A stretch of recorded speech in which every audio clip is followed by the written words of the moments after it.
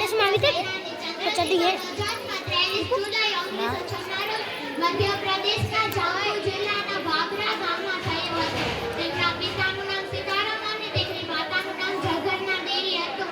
તે નાનપણથી દેશભક્તિના રંગે રંગાયેલા હતા. તેમના પિતા ઈમાનદાર, સાહસી અને નિડર હતા.